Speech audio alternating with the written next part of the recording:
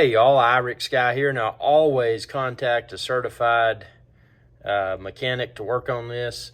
But with that being said, this is for entertainment purposes only. I'm going to share with you what I did when my water heater's pallet light went off. Now this is a Rheem water heater. Now you can see now there's this little arrow here and it's pointing to hot. It's running. My pallet light is lit. The pallet light is inside here. You see that little burning thing? It's burning, man. It's on. But what happened is my water wasn't hot. And I'm like, dude, what am I gonna do, man? And I came down here and I read the little instructional guide on the unit itself, and it misled me. It didn't get me to where I needed to be with the pallet light lit and then the water heater heating again. So long story short, and again, this is not a recommendation to do this. Call a mechanic, make sure you've got somebody certified doing this.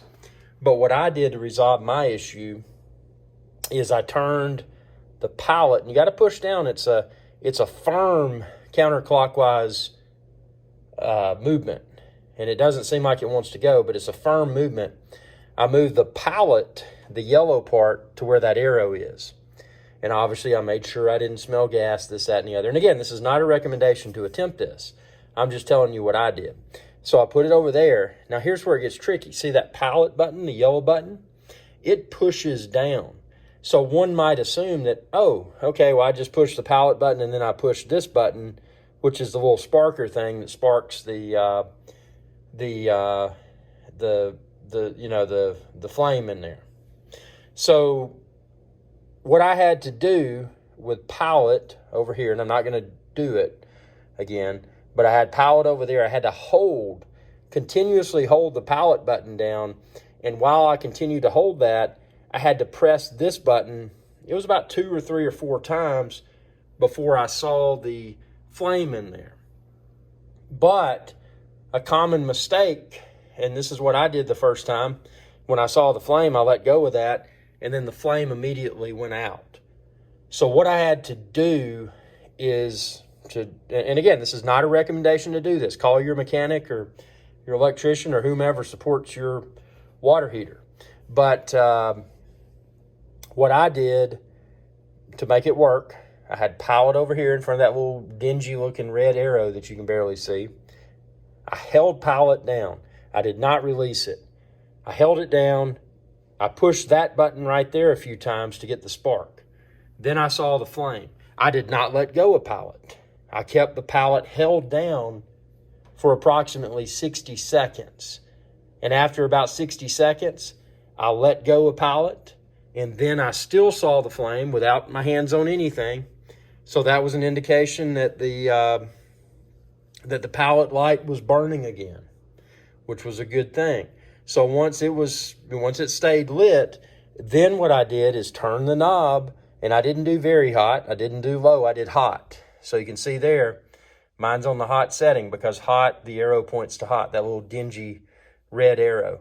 So that's how I did it. Again, this is not a recommendation to do it. Check with your licensed professional mechanic, electrician, whatever you call them. I'm only posting this video because this frustrated me. And the instructions on the unit itself were very vague. I had to go on Google and Google this to find people that had experienced the same pain points and were able to light their pallet light on their gas water heater. So again, just to kind of recap, and again, this is not a recommendation to attempt this, but to recap what I did, I turned counterclockwise so that pallet was right in front of that arrow. I held down pallet. I did not let go with my left hand. With my right hand, I pushed that little ignition little button right there several times. I pushed that little button until I saw the flame burning.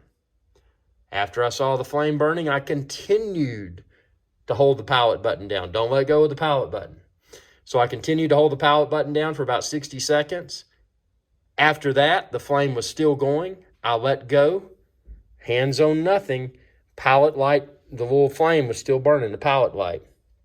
After that, I turned this to the desired temperature. In my case, it was hot. You may want low, you may want very hot.